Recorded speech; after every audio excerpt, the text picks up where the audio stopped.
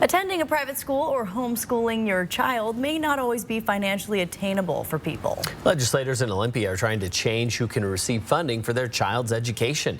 New at 6, our Vanessa Perez is in studio with a look at what the bill would do. Vanessa.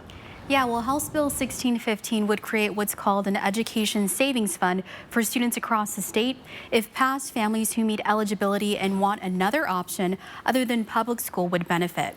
While supporters say this would help students who feel left behind, others believe it takes away from the public education system.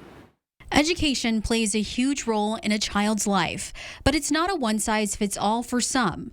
But the key to it is that all children should have access to opportunity, not just the children who have parents who can afford to have access to opportunity. As written, the bill would provide funding to families who want to enroll in other education options other than public school.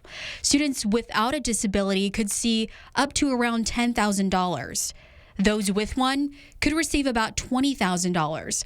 Money would cover tuition costs and fees for private schools and online learning. Families could use it for needed textbooks, extracurricular activities, tutoring, uniforms, and more. Hoping that we'll be able to see clear and put money where the work is needed and allow these parents to find the services for their children.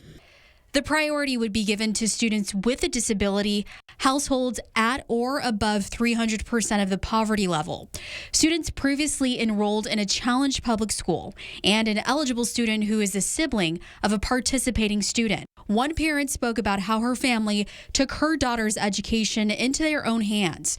And we now have a 4-year-old that can read, spell, do addition and subtraction.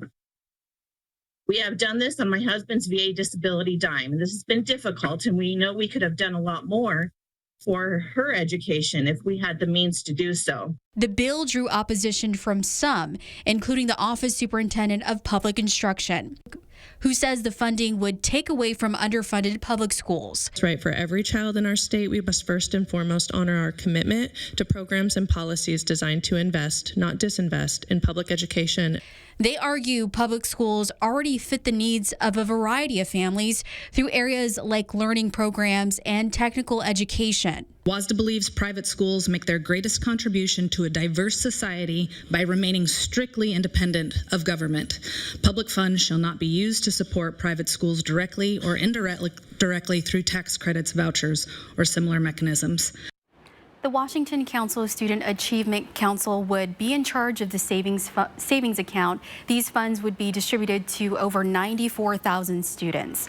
The bill is headed to an executive session in the House Committee on Education next Thursday, but due to its potential impacts to public education, will likely not go anywhere.